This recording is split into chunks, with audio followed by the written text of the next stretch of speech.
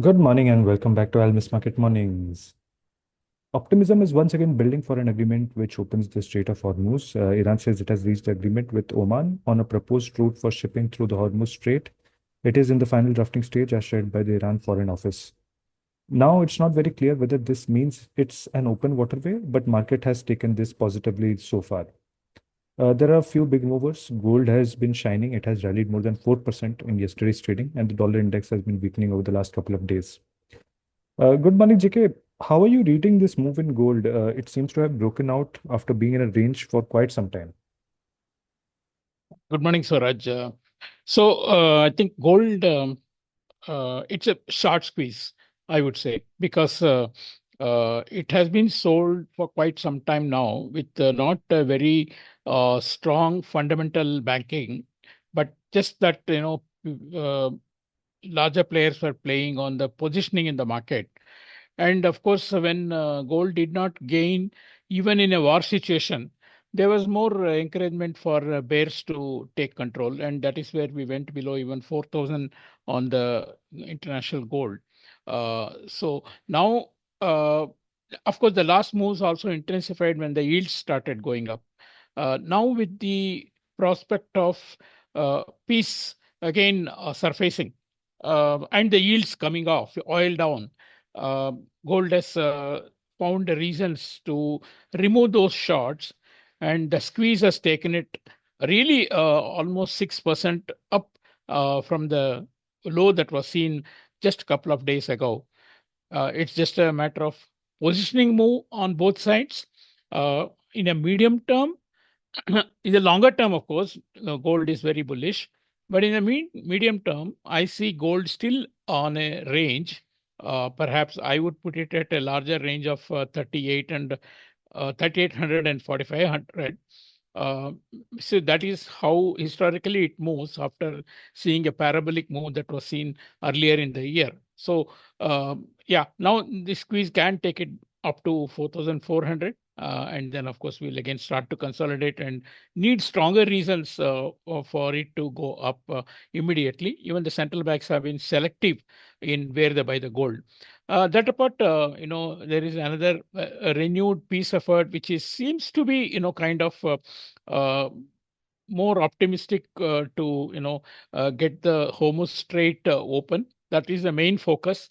The agreement is, of course, being discussed between Oman and Iran. There is no report of direct consultation between Iran and the US, but I think Oman is representing what the US views as well. It's also reported that US has removed certain sanctions imposed on Iran, which possibly paves the way for easing of the situation. Uh, uh, you know, uh, all said and done, market has taken it somewhat more optimistically. That is why you can see that yields are down and the stock markets are doing well. Dollar is down as well. No, uh, if you look at overall the way markets and economy have performed, uh, quite a stronger growth in the U.S. economy has sustained. Moderation in employment has been seen, but the stock market has performed very well.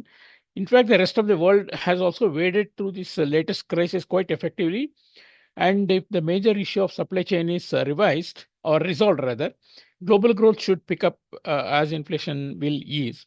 And it is on this optimism that the risk assets have really been performing very well.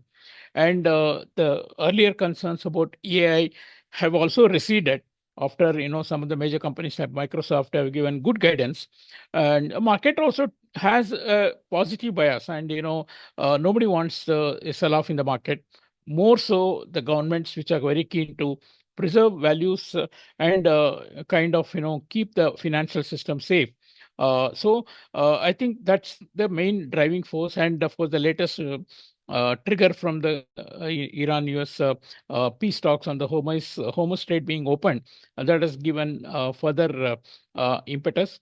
Yesterday's data on ISM services from US also inched up, giving some more positive vibe into the market. S&P's US Composite PMI also rose to the highest in since October 2025 in the expansion territory as well. As I said earlier, employment is somewhat moderating, as evidenced yesterday by the ADP jobs numbers as well, and the JOLTS also showed lower. Lower job openings, but we have been in some sort of a low hire, low fire situation. It's just steady as it goes. And good thing is that U.S. economy is still performing much better than others, and the consumption is strong. It's not been affected. So that's what the markets are latching on to. Uh, yes, the macro factors like deficit and debt remain unaddressed, but the day of reckoning is some time away.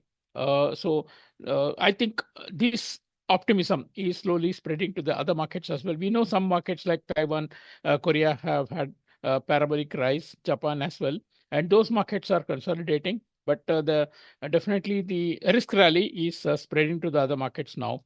China, Hong Kong, Indonesia, India, as well as Europe are now catching up. So overall, I think it's a benign situation that will continue. For the dollar, too much of money has been invested in US assets. And as that gets distributed, I can see the dollar weakening a bit more, particularly as other regions also display resiliency. Recent growth data from Europe and UK have also been encouraging signs. For the rupee, of course, the focus was on the policy meeting outcome from RBI yesterday, but there was no surprise. We had unchanged rate, unchanged stance, all with unanimous voting.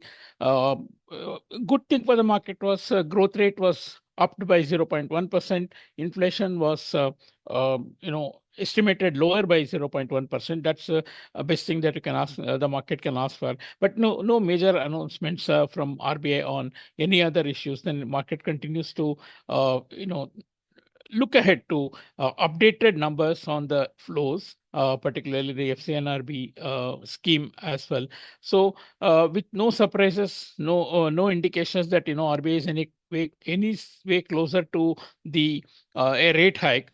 Markets in India also steady. Rupee also traded almost close to 95. But then, as I mentioned yesterday, these are levels where the central bank would be, looking to shore up its reserves. Not only that, I think they would like to keep the rupee at a slightly weaker range. Just not to uh, see that deficits are maintained, because we have a still large external deficit in terms of current account and the trade deficit. So I think sudden appreciation of the rupee can upset again. So I think that's the reason why I see rupee, even if risk sentiment further improves and flows are there, you could see only a gradual appreciation of the rupee. No rapid rise in the rupee should be seen. Uh, I think RBI has also not indicated that any sort of forward guidance for a rate hike, with US also possibly uh, you know it's a quite a balanced view on a September rate hike by US also. Now that the oil prices have fallen, it's now just about 50% probability that they will hike in September. So I think we are into a kind of benign atmosphere. Yes, we have been in this type of situation earlier too, and there has been very swift reversal also. So hope this time it's different, and that is how we are in, beginning today. Thank you.